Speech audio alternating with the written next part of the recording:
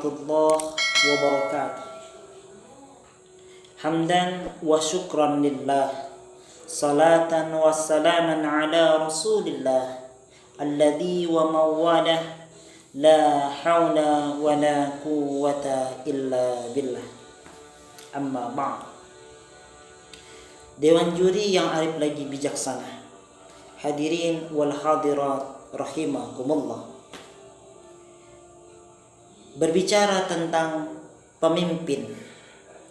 Pemimpin adalah orang yang senantiasa menjadi figur, menjadi suri tauladan, menjadi contoh, bahkan menjadi acuan dari setiap penggerak yang akan dilakukan, menjadi solusi atau pembuat solusi dari setiap permasalahan yang dihadapi oleh kaumnya. Oleh karena itu pemimpin ini adalah orang-orang yang cerdas, orang-orang yang memang mampu menjadikan dirinya sebagai tokoh yang bisa memecahkan segala masalah dari setiap permasalahan yang dihadapinya. Berkaitan dengan ini, maka kita dalam kehidupan kita sehari-hari memerlukan seorang pemimpin yang memang pantas untuk memimpin suatu negara, memimpin suatu jabatan di mana mempunyai rakyat atau makmum yang dipimpinnya. Oleh karena itu, di ceramah singkat ini saya akan menyampaikan sedikit tentang masalah pemimpin, yaitu hal yang berjudul esensi pemimpin yang sebenarnya. Ma'asyiral muslimin, para pecinta-pecinta dakwah Allah Subhanahu wa ta'ala. Allah Subhanahu wa ta'ala berfirman, A'udzu billahi minasy syaithanir rajim. Bismillahirrahmanirrahim.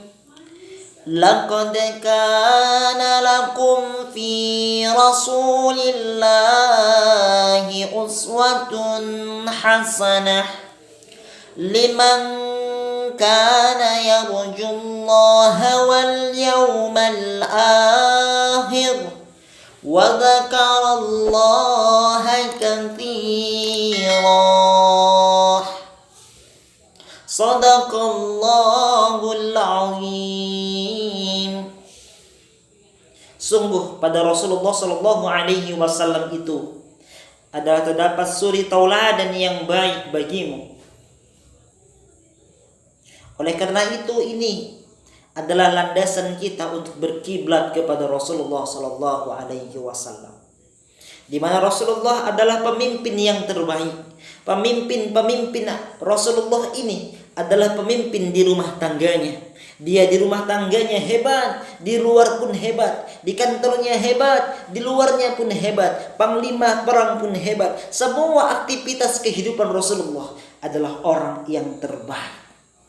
Oleh karena itu Michael Hart dalam bukunya 100 tokoh orang yang paling berpengaruh dalam kehidupan dunia ini, maka Michael Hart mau tak mau harus meletakkan Rasulullah menjadi orang yang nomor 1 dalam sebuah bukunya.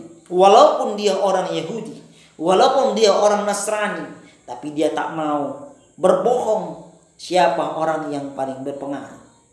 Ketika ditanya mengapa Rasulullah Shallallahu Alaihi Wasallam atau Muhammad dijadikan orang yang nomor 1 dalam bukunya, makanya dalam masa 23 tahun Rasulullah bisa mengubah kehidupan yang pertama jahiliyah menjadi kehidupan yang Islamiyah. Orang yang senantiasa menyembah berhala, Allah jadikan manusia yang menyembah Allah Subhanahu wa ta'ala. Orang yang senantiasa bergaduh dijadikan orang yang senantiasa bersatu. Begitulah Rasulullah Sallallahu Alaihi Wasallam.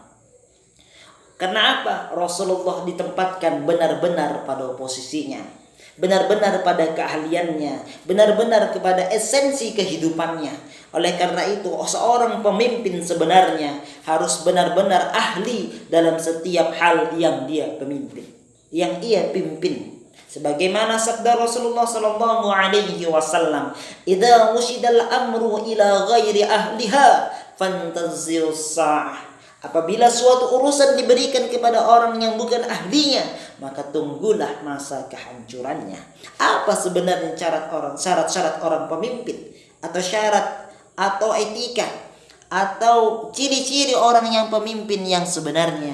Ada dua hal yang utama. Yang pertama adalah alim. Apa itu alim? Orang yang paling punya ilmu tentang suatu urusan. Jadi orang yang memimpin itu harus tahu bagaimana konsep memajukan suatu negara, bagaimana konsep memajukan suatu agama, bagaimana konsep membenahi kesalahan-kesalahan atau problematika kehidupan. Seorang pemimpin juga harus punya konsep yang kedua. Apa yang kedua ini? Fasih. Apa maksudnya fasih? Fasih adalah seorang pemimpin harus dekat dengan rakyatnya, benar tahu apa yang diperlukan oleh rakyatnya, tahu bagaimana yang diperlukan makmumnya. Ketika kedua hal ini dapat sejalan dalam kehidupan kita sebagai seorang pemimpin, maka kita akan mendapatkan yang terbaik. Kaum pemuda adalah pemimpin buat dirinya sendiri. Bupati memimpin atas jabatannya, presiden memimpin atas negaranya. Karena Rasulullah sallallahu alaihi wasallam pernah bersabda, "Kullukum ra'in wa kullukum ra'in mas'ulun an ra'iyatihi." Setiap kamu adalah pemimpin dan setiap pemimpin akan diminta pertanggungjawabannya. Mungkin di ceramah singkat ini kita dapat mengambil esensi dua hal. Pertama, seorang pemimpin harus benar-benar alim, tahu mana dan bagaimana ia meletakkan suatu urusan serta memutuskan suatu perkara agar dia menjadi orang yang terbaik. Yang kedua, dia harus fasih. Artinya dia harus nyambung kepada masyarakatnya, dia harus nyambung kepada agamanya, dia harus sesuai dengan apa yang dibutuhkan agama. Oleh karena itu, pemimpin yang terbaik adalah mereka yang senantiasa bisa meletakkan dua hal ini menjadi hal yang terpenting dalam kehidupan kita. Oleh karena itu, kalau kita memilih seorang pemimpin, lihatlah bagaimana ilmu dalam kehidupan dia, bagaimana ilmu dalam tata negaranya, bagaimana ilmu agamanya, dan bagaimana ia meletakkan Allah Subhanahu wa ta'ala dalam kesehariannya. Dan yang kedua, bagaimana hubungannya dalam kehidupan beragama, bernegara, dan bermasyarakat dalam konsep kefasihan kehidupannya. Mudah-mudahan ini dapat memberikan manfaat kepada kita semua. Saya berharap banyak kita menonton hal ini, kita banyak memperintrospeksi diri, kita akan menjadi insan yang terbaik. Wallahu muwaffiq ila aqwamit thoriq. Assalamualaikum warahmatullahi wabarakatuh.